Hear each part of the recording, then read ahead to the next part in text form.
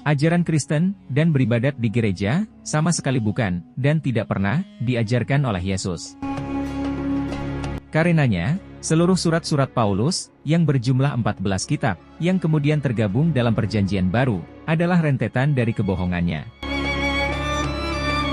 Agama Kristen yang menolak hukum Taurat Musa dan ajaran tauhid Yesus lahir dan kemudian berkembang sedemikian rupa adalah hasil rekayasa Paulus sang penyesat. Paulus sama sekali bukan dan tidak pernah menjadi murid Yesus. Bahkan, sejarah menunjukkan bahwa Paulus tidak pernah bertemu dengan Yesus. Meski demikian, setelah Yesus tiada, ia mengaku sudah bertobat dan bahkan mengaku bahwa dirinya adalah seorang rasul. Padahal, Yesus tidak pernah mengenal, menyebut, menunjuk, apalagi mengangkat seorang yang bernama Paulus dari Tarsus sebagai muridnya. Nama Paulus kemudian muncul secara mencengangkan melalui kitab propaganda tulisan Lukas, yang menurut versi Bible Indonesia, diberi nama Kisah Para Rasul. Seluruh ajaran Paulus jelas bertentangan dengan misi dan tugas kerasulan Yesus. Sebagaimana yang disampaikan oleh Yesus sendiri, sesungguhnya dirinya hanya datang untuk umat Israel saja.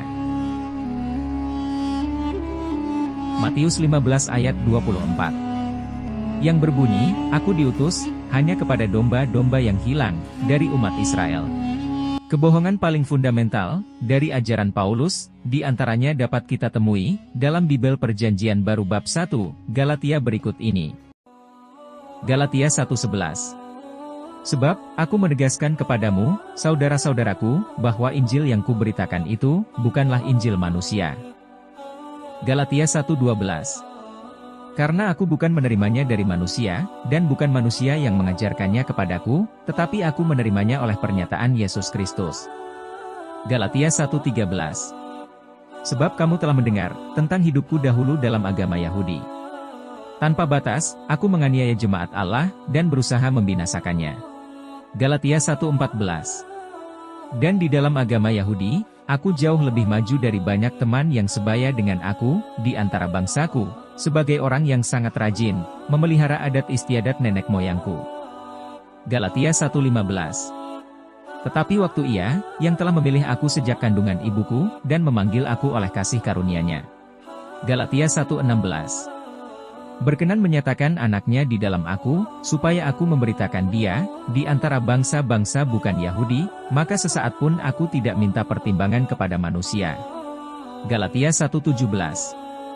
"Aku juga tidak pergi ke Yerusalem, mendapatkan mereka yang telah menjadi rasul sebelum aku, tetapi aku berangkat ke tanah Arab, dan dari situ kembali lagi ke Damsyik." Galatia 1:18. "Lalu, 3 tahun kemudian, aku pergi ke Yerusalem untuk mengunjungi Kefas, dan aku menumpang 15 hari di rumahnya." Galatia 1:19. "Tetapi, aku tidak melihat seorang pun dari rasul-rasul yang lain, kecuali Yakobus, saudara Tuhan Yesus." Galatia 1:20. "Di hadapan Allah kutegaskan, apa yang kutuliskan kepadamu ini benar, aku tidak berdusta." Galatia 1:21. "Kemudian, aku pergi ke daerah-daerah Syria dan Kilikia." Galatia 1:22. "Tetapi, rupaku tetap tidak dikenal oleh jemaat-jemaat Kristus di Yudea."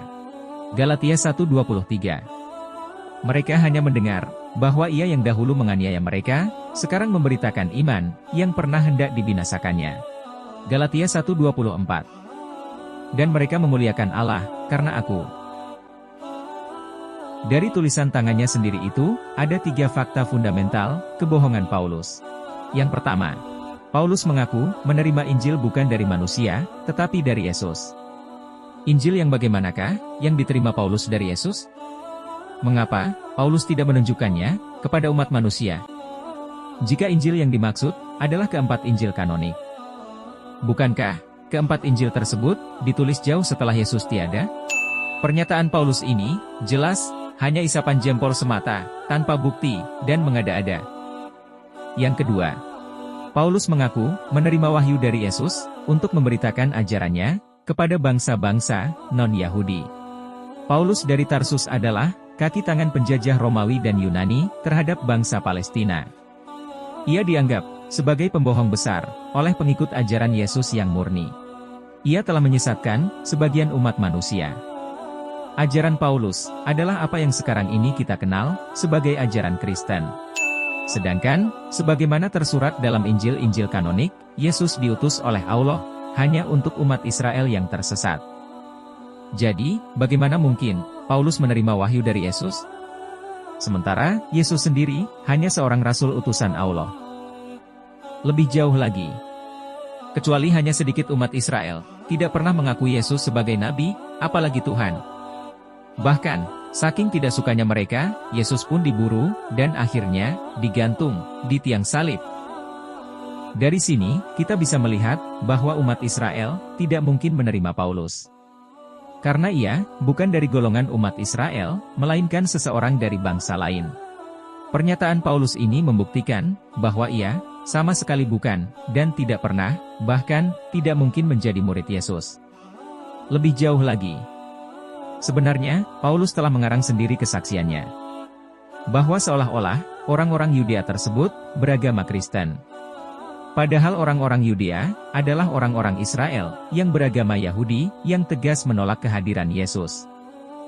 Sampai di sini, siapakah yang mengajarkan ajaran Kristen kepada orang-orang Yudea? Bukankah Paulus sendiri ditolak? Ini tidak lain adalah karangan Paulus semata.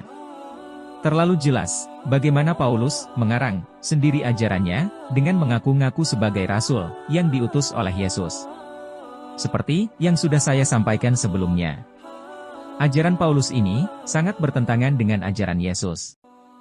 Ini sangat relevan dengan ucapan Yesus. Namun seringkali salah diartikan oleh sebagian umat Kristen. Yohanes 14:6. Kata Yesus kepadanya, "Akulah jalan, dan kebenaran, dan hidup. Tidak ada seorang pun yang datang kepada Bapa, kalau tidak melalui Aku." Sebuah peringatan yang sebenarnya harus kembali disandingkan dengan ucapan lain beliau yang paling fundamental, yakni Matius 15:24. Jawab Yesus, "Aku diutus hanya kepada domba-domba yang hilang dari umat Israel." Yang ketiga, kebohongan itu semakin terlihat jelas. Sebab Paulus sendiri mengakui kalau rupanya tidak dikenal oleh orang-orang Kristen Yudea, yaitu sebuah wilayah di Palestina Selatan yang dihuni oleh orang-orang Israel, keturunan Yehuda. Tempat di mana Yesus mula-mula sekali menjalankan misi kerasulannya. Bagaimana mungkin seorang utusan Yesus tidak dikenal oleh umat Israel, di mana Yesus sendiri dibesarkan dan mengajarkan ajarannya? Ya salli wa sallim daiman abada.